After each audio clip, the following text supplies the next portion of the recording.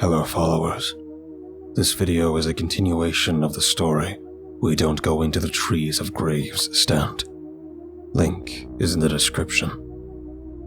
Now, let's delve into the dark together.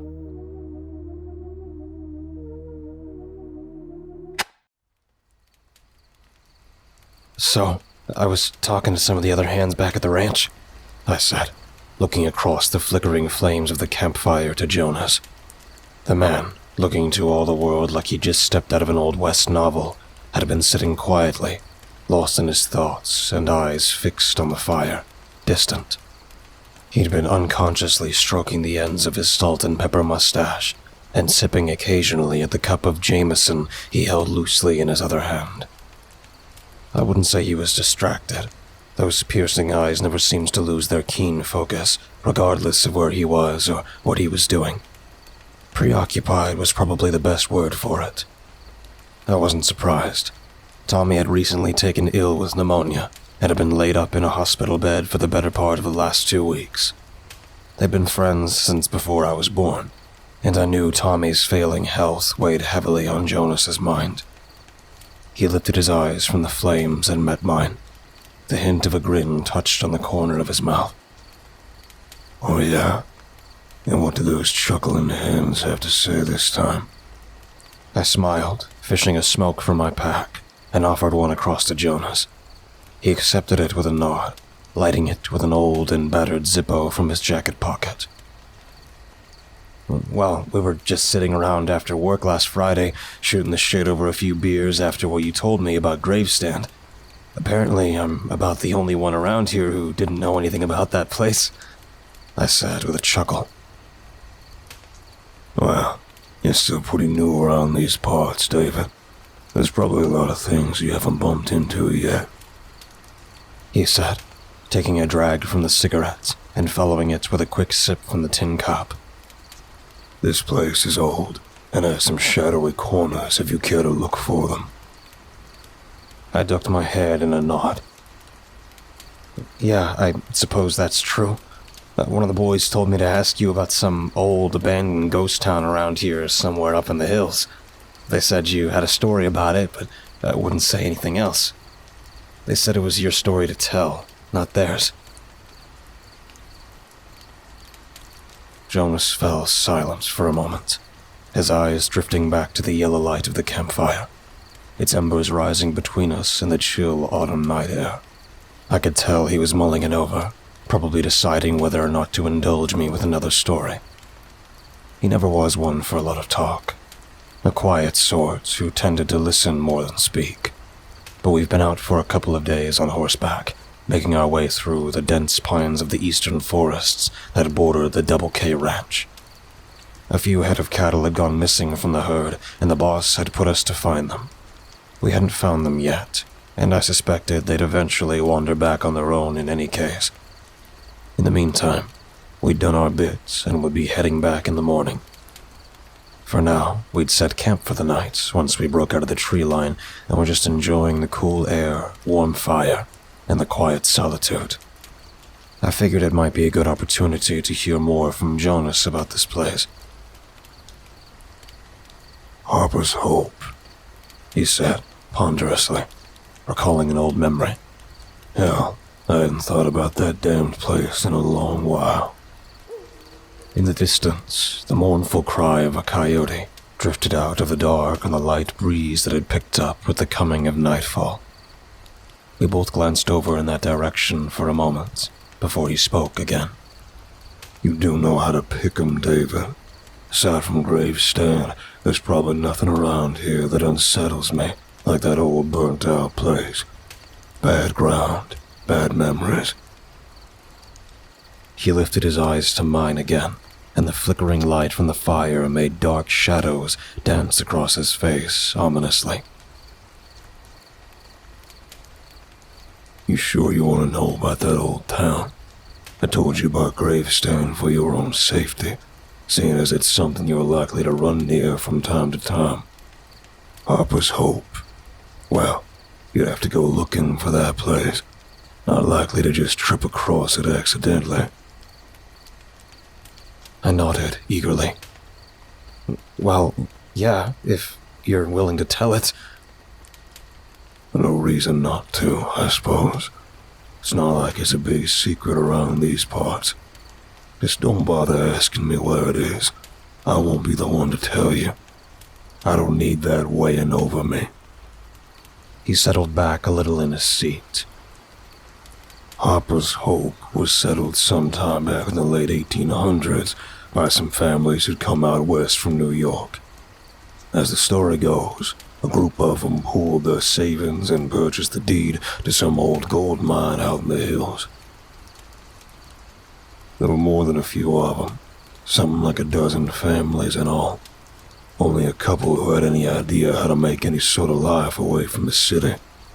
Us fools were driven past their limitations by the prospect of wealth, I suppose, even today. I'm not sure why they were so trusting that there would actually be a workable mine on the land they bought when they got there. But fortune is a funny lady. You can never tell exactly what you'll get when you spin that wheel. For them, they arrived at their claim to find it exactly the way it was promised, including a few remaining structures from an older settlement that they were able to use as the foundation of their own.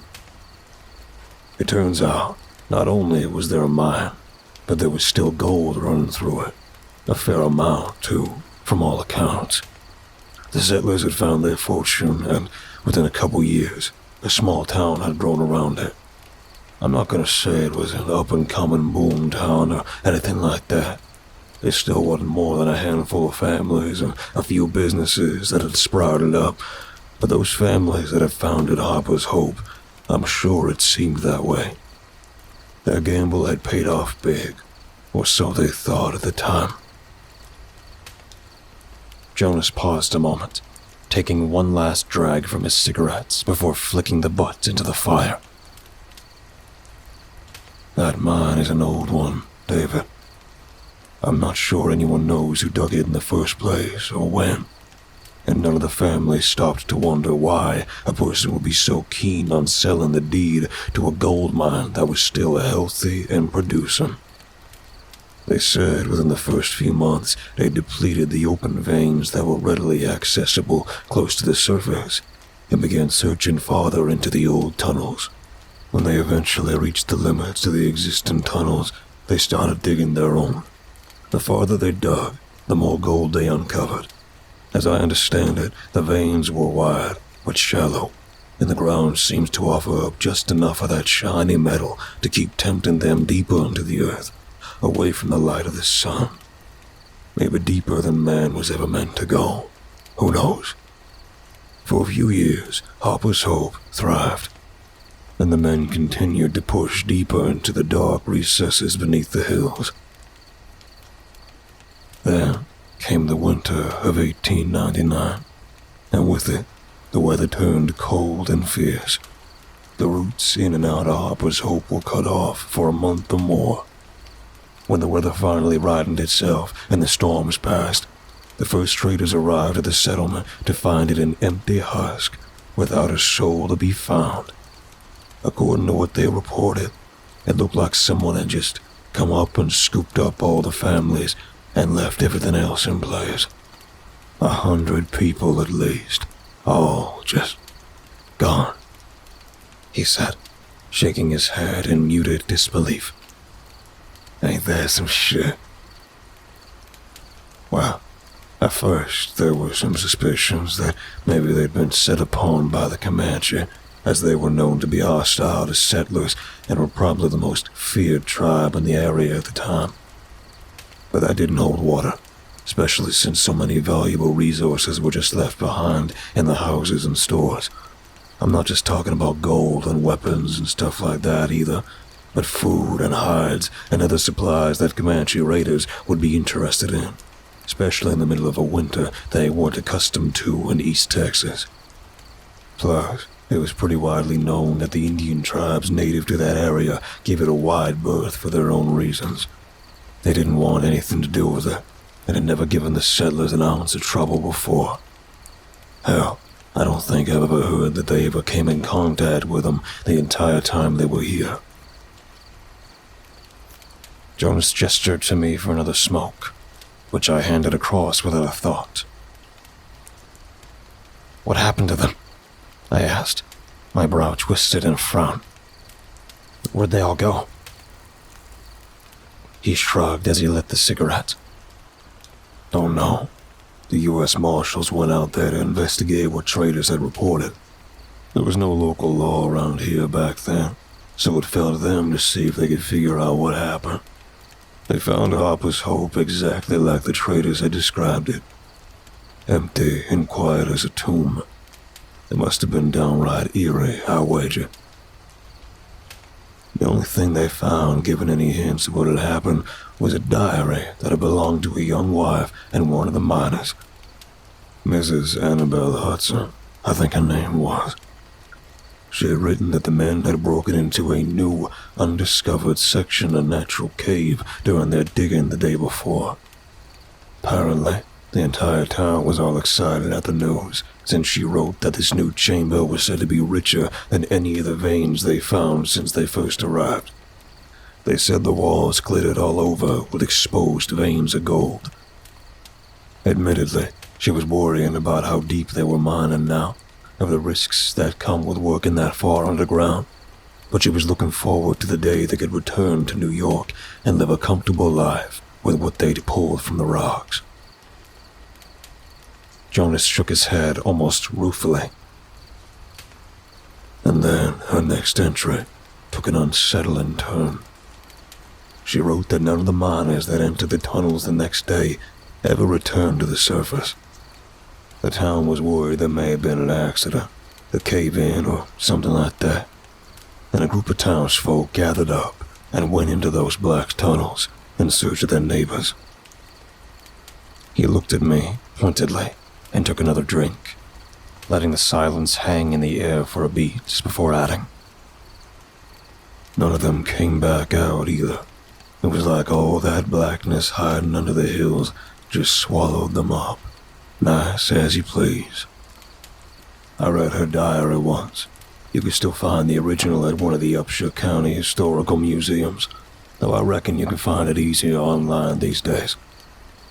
Some of her last entries were a fair bit unnerving, and you could start to sense the unease she felt as the days passed without any sign of the miner's return. In her last entry, she wrote that one of the other wives had come banging on her door as soon as the sun was above the horizon one morning, scared half to death and ranting on about how she had heard her husband whispering to her through her windows, shuffling around outside their house all night. She'd called out to him, but she said it was like it wasn't really him, like whatever had made him the man she married had been taken away somehow, just leaving this emotionless thing that beckons to her. She'd said she couldn't understand why he just didn't come in or why his voice sounded so strange when he called to her to come outside. She said it made her think of old, unclean things lurking in the dark. It scared her enough that she'd barricaded herself inside her bedroom with his rifle until just before dawn, when he finally fell quiet and shuffled away in the night. Jonah paused a moment, sitting up straight and working out a kink in his back. He picked up the cup and drained the last bit from it, then refilled it and offered the bottle across to me. I held up a hand and shook my head. He continued. Well, when they went to talk to the other woman about the strange occurrence, they discovered two of the other wives and their children had gone missing in the night, their doors standing open and the houses empty. She'd written that their shoes and coats were still inside, which made it all the stranger, since they'd been experiencing an unusually cold winter and there was still frost on the ground. The old cowboy shrugged and let out a long, weary sigh. That was Annabelle's last entry. After that, the town just died. As no bodies were found to prove that anyone had come to harm, and the families still held the deed to the land and the mine, nobody else could legitimately come in and work that claim. The town's been empty ever since. At some point, someone set fire to that whole damn place, burned it to the ground. Hell, that's probably for the best, all things considered. Jonas leaned back in his chair again. If you grew up around these parts, you grew up with that story. Folks know about Harper's Hope and its history, and most decide to keep clear of it. Most? I asked. Jonas smiled a bit. You're a smart kid, David. Perceptive. I like that about you. Yeah, most. Some folks find the promise of an abandoned gold mine just waiting for someone to come and take advantage of it to be too much of a temptation. And temptation can drive people to do foolish things. When I was a young man, long before my Laura passed on, I had a couple of friends who had young families of their own. Times were tough back then, even for those who could find steady work, and one day they approached me, asking if I had any interest in going in with them to explore the tunnels of that mine to see if there really was any gold left for the taking. If not for the fact I'd just landed a job on this ranch with good pay and a promise of a future, I might have taken them up on it. As it was, I was too busy trying to prove my work to the foreman and the other hands, and I didn't have time to go on some sort of half-assed treasure hunt. I tried to talk him out of it, told him it wasn't a good idea to go messing with things that had such a dark history to them, but I knew there wasn't really a chance I'd be able to. Joe and Casey were good men and hard workers. They were just trying to figure out a way to provide for their families during tough times. I don't fault them for that. They were doing what any good man would do to protect their own. Jonas set down his empty cup and grabbed up his canteen, taking a long drink from the cool water. It was 2 weeks later that Claire, that was Casey's wife, came knocking on my door one evening, asking if I'd seen or heard from either of the men. She said they'd gathered up some tools and overnight provisions and headed out a week earlier, but hadn't come back yet. She tried to get a hold of Joe's wife, Paula, but hadn't been able to reach her in a couple days. He looked at me, his eyes piercing in the firelight. Claire was born and raised in this area, not 5 miles down the road. Hell, I went to school with her brother, and I've known her family most of my life. She'd heard all the same stories everyone else had about Harper's Hope, and I could see something like fear in her eyes. She had 2 small boys at home, and I think that in that moment, she was already trying to come to grips with the likelihood that she was now a 23-year-old widow. Jonas paused a second, and I could see something like sadness or maybe regrets behind his eyes.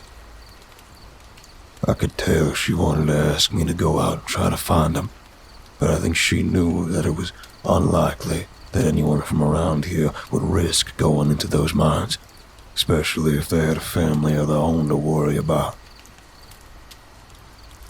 So she didn't ask, and I didn't offer. We never did see Paula or her kids again. Never any clue what happened to them.